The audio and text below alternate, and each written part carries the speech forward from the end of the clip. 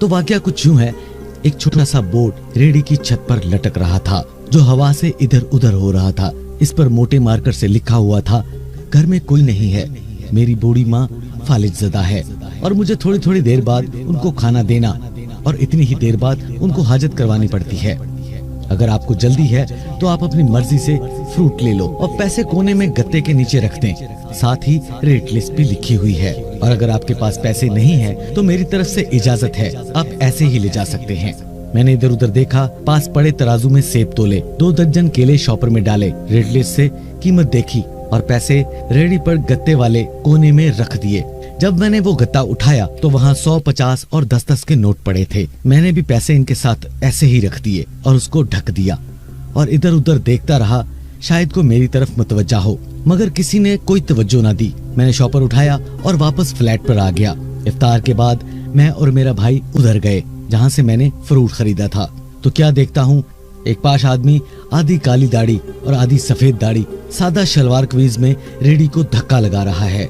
वो हमें देखकर मुस्कुराता है और बोलता है, साहब फल तो खत्म हो गए। हमने नाम पूछा तो उसने अपना नाम बताया, खादम हुसैन। फिर हम सामने ढाबे पर बैठ गए और चाय का ऑर्डर किया। जैसे ही चाय आई वो कहने लगा, साहब पिछले 30 साल से मेरी माँ बिस्तर पर है और कुछ नफसियाती भी हो गई है, अब तो फालिज भी हो गया है, मेरा कोई बाल बच्चा नहीं है, मेरी बीवी भी फौत हो गई है, घर में सिर्फ मैं हूँ और मेरी अम्मा है। अम्मा की देखभाल करने वाला कोई नहीं है, इसीलिए मुझे हर वक्त अम्मा का ख्याल रखना पड़ता है। एक दिन मैंने अम्मा के पाँव दबाते हुए बड़े मोहब्बत, बड़े प्यार, बड़ी नरमी से बोला, अम्मा तुम्हारी तिमारदारी को दिल तो बहुत करता है, मगर क्या करूं, मेरी जेब इजाजत नहीं देती, मैं कुछ नहीं कर सकता हूं, तू मुझे कमरे से ही नहीं निकलने देती। तो मेरी माँ कहती है कि जब तू जाता है मेरा जी घबराता है। तो मैंने कहा, अम्मा अब मैं क्या करूं, तू बता अब मैं क्या करूं, अब क्या गैब से खाना उतर आएगा? अम्मा ना मैं बनी इसराइल का जना हूँ और ना तू मूसा की माँ है, अब बता मैं क्या करूं? तो ये सुनकर अम्मा ने हाँफते हाँफते उठने की कोशिश की। मैंने तकिया ऊंचा कर कर अम्मा को बिठा दिया। अम्मा ने झुर्रियों वाला चेहरा उठाया और अपने कमजोर हाथों का प्याला बनाकर हाथ उठाए और न जाने अपने रब्बुल आलमीन से क्या दुआ मांगी। फिर बोली, तू रेडी वहीं छोड़ आया कर, तेरा रिस्क तुझे इसी कमरे में मिलेगा। मैंने हंसकर कहा, अम्मा तू कैसी बातें कर रही है, ऐसा भला कैसे हो सकता है?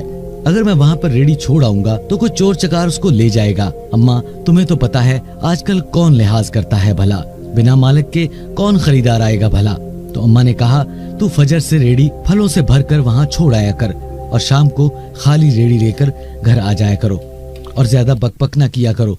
अगर तेरा 1 रुपया भी कम हुआ तो मैं खालदा सुरैया अल्लाह से पाई पाई वसूल कर लूंगी। और फिर वो बोला, भाई 2.5 साल हो गए हैं, हर सुबह मैं इसी तरह रेडी लगाता हूँ और शाम को इसी तरह इस रेडी को खाली घर ले जाता हूँ। लोग आते हैं, फल खरीदते हैं और पैसे रख जाते हैं। मजाल है कि एक ढीला भी कम हुआ हो आज तक, अलबत्ता कुछ ज्यादा ही हो जाता है। अक्सर तखमीना नफा लागत से ज्यादा ही होता है। परसों एक पढ़ी लिखी लड़की रेडी पर पुलाव बनाकर रख गई और साथ एक नोट भी लिख के रख गई कि ये अम्मा के लिए है।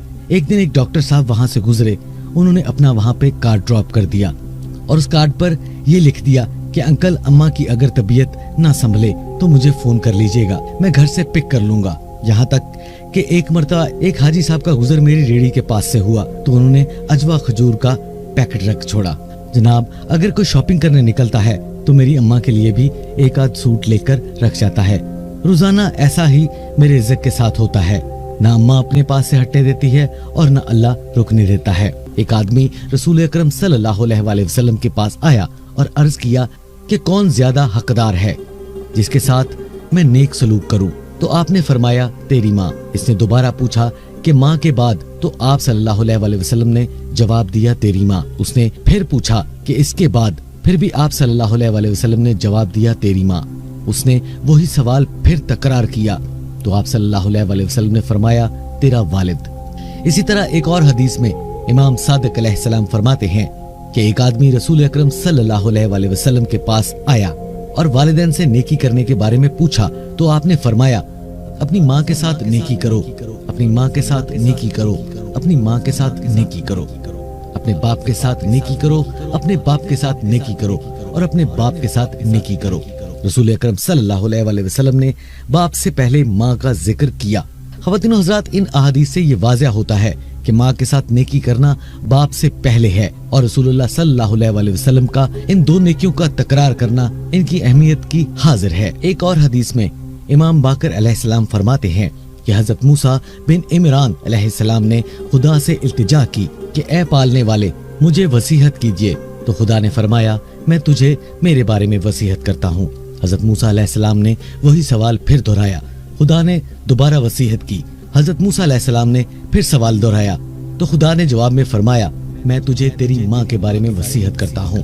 हजरत मूसा अलैहिस्सलाम ने फिर इल्तिजा की तो खुदा ने फरमाया, मैं तुझे तेरी माँ के बारे में वसीयत करता हूँ। और आखिर में फरमाया, मैं तुझे बाप के बारे में वसीयत करता हूँ।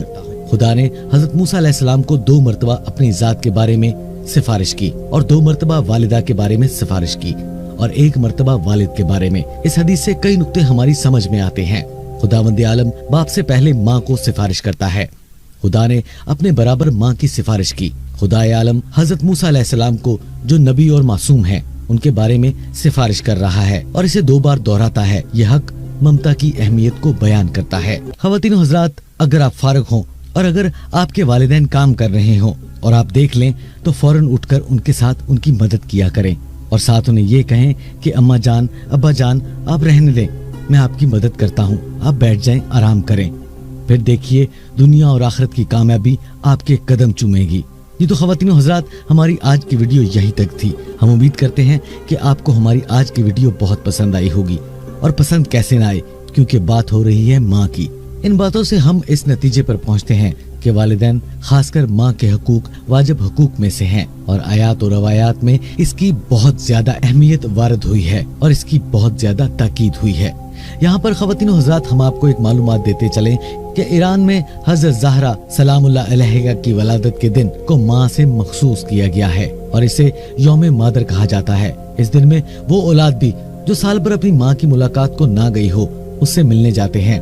बेटे बेटियां अपनी माँ के लिए खुसूसी तोहफे तोहफ़ का बंदोबस्त करते हैं। तो जी ख़वातीन हज़रात, हम आपसे एक और इल्तमास करते हैं कि अगर अभी तक आपने इल्म की बात को सब्सक्राइब नहीं किया तो कर लीजिए और बेल आइकन को प्रेस करना मत भूलिएगा, ताकि हमारी हर नई आने वाली मालूमाती वीडियो आप तक बर वक्त और हर वक्त पहुंचती रहे। अपने अजीज़ो कारब और अपने वालिदैन का ख्याल रखिएगा। मिलते हैं इंशाल्लाह नेक्स्ट वीडियो में किसी नए टॉपिक के साथ। तब तक हमें दीजिए इजाजत। अल्लाह हाफिज।